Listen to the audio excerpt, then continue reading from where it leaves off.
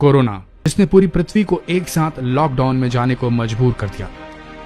और शायद अब ये बीमारी हमेशा हमेशा के लिए मानव जाति से लगातार युद्ध करती रहेगी, तब तक जब तक हम मानवों का अस्तित्व इस पृथ्वी से खत्म न हो जाए। हो सकता है इस बीमारी की भी कोई वैक्सीन न बन पाए, जैसे एड्स की नहीं बन सकी। तो क्या ये मानव जाति के अंत की शुरुआत है? क्योंकि कोरोना ही नहीं, और भी कई वैश्विक विपदाएं हैं जो पृथ्वी पर केवल इसलिए उतरने वाली है, शायद ताकि एक बार फिर पृथ्वी से जीवन की सफाई हो सके, जैसे हर एक्सटेंशन साइकिल में होता आया है। ये वैश्विक आपदाएं हम इंसानों के लिए नहीं हो सकती हैं, लेकिन पृथ्वी का इतिहास उठाकर देखें तो यहाँ विनाश और फिर सृजन का चक्र लगातार चला है और कई बार चला है।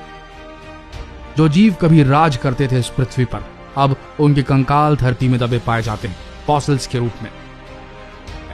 वैसे में क्या यह संभव है? ये शुरुआत है मानव जाति के अंत की। आज हम आपको कोरोना के साथ साथ पृथ्वी पर मार करने वाली एक और आपदा के बारे में बताएंगे, जिसे जानकर आपके रोंगटे खड़े हो जाएंगे। एक तरफ आज का इंसानी युग ऐसे वायरस से लड़ रहा है जिसका अंत नजर नहीं आ रहा, दूसरी तरफ हमारा सूर्य धीरे धीरे ठंडा होता जा रहा है और आने वाले समय में इस धरती पर भीषण ठंड, सूखा और भूकंप की संभावनाएं बढ़ने वाली। और ये सब होने जा रहा है सोलर मिनिमम के कारण। आखिर क्या है ये सोलर मिनिमम? आपको बता दें, ये सोलर मिनिमम एक ऐसी प्रक्रिया है जिसमें सूर्य धीरे धीरे ठंडा होने लगता है और साथ ही उसकी ग्रेविटेशनल फोर्स यानी कि उसकी चुंबकीय ताकत भी कम होने लगती है। और आखिर में यह सूर्य इतना ठंडा हो जाता है कि धरती पर हिमयुग की शुरुआत होने लगती है, यानी कि धरती से गर्मी का अस्तित्व खत्म होता चला जाता है। आपको बता दें, यह कोई सामान्य प्राकृतिक आपदा नहीं है, बल्कि पृथ्वी का वातावरण पूरी तरह से बदल रहा है। यूं कहें कि अब सोलर मिनिमम के प्रोसेस में चला गया है हमारा सूर्य। ऐसा नहीं है कि प्राकृतिक आपदा पहली बार हो रही है, बल्कि 1790 से लेकर 1830 के युग में ऐसा हो चुका है, जिसे डाल्टन मिनिमम का नाम दिया गया था। उस समय यूरोप में महीनों तक सूरज दिखाई नहीं पड़ा था, जिसकी वजह से यूरोप के लोगों ने भूकंप, भुखमरी और अकाल का सामना किया था। लेकिन सवाल ये उठता है कि सोलर मिनिमम कब होने वाला है? तो आपको बता दें कि ये प्रक्रिया शुरू हो चुकी है।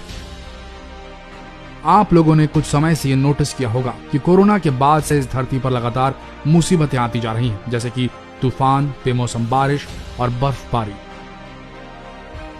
और बेमौसम बारिश की वजह से लाखों करोड़ों टिड्डे पैदा हो चुके हैं, जिन्होंने लाखों टन अनाज सफा चट कर दिया है। और 1790 से 1820 की घटना फिर से दोहराने वाली। और इसका सबूत यह है कि पिछले कुछ समय से पृथ्वीवासी क्लाइमेट चेंज को महसूस कर रहे हैं। नासा के अनुसार हर 11 वर्ष के बाद सूर्य ठंडा होने लगता है, लेकिन इस बार की कंडीशन नासा के हिसाब से 1820 के उस युग से कर रही है कंपेयर, जब हिमयुग की शुरुआत जैसा कुछ हो गया था। आज एक तरफ जब मनुष्य कोरोना से लड़ रहा है, तूफानों से लड़ रहा है, टिड्डों से परेशान है, वहीं अगर इस हिमयुग की शुरुआत होती है तो यह मनुष्य के लिए बड़ा घातक सिद्ध होने वाला है।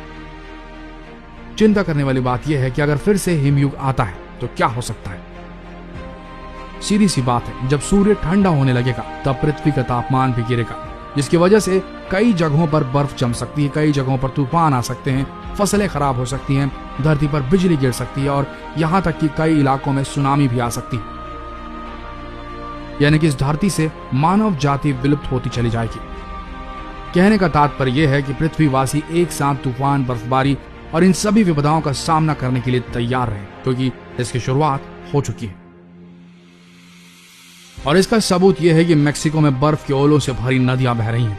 भारत की ही बात करें तो कुछ ऐसे शुष्क इलाके हैं जैसे कि राजस्थान, यूपी, दिल्ली में बर्फबारी शुरू हो चुकी है और इसकी वजह से लगातार फसलें खराब हो रही हैं।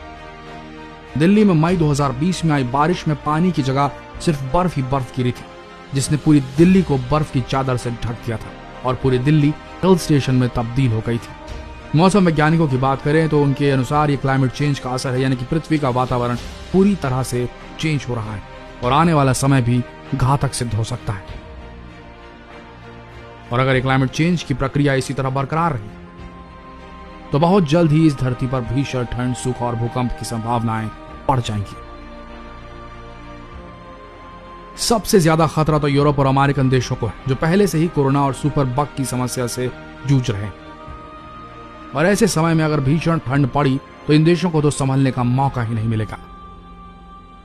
अगर वैज्ञानिकों की माने तो इस बार का सोलर मिनिमम सामान्य नहीं है, बल्कि बहुत ज्यादा घातक सिद्ध हो सकता है।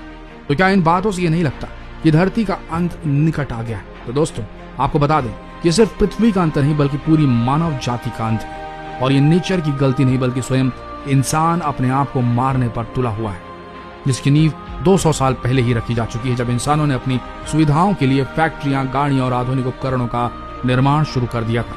तब से ही पृथ्वी का अंत शुरू हो चुका था। आज इन फैक्ट्रीज के कारण बहुत अधिक मात्रा में कार्बन डाइऑक्साइड हवा में फैल चुकी है, जो न सिर्फ मानव जाति को समाप्त कर रही है, बल्कि इस सौर मंडल को भी तबाह करती जा रही है। और अगर जल्द ही इस CO2 पर लगाम नहीं लगाया गया तो आने वाले 100 साल के भीतर ही मानव जाति इस धरती से विलुप्त हो जाएगी।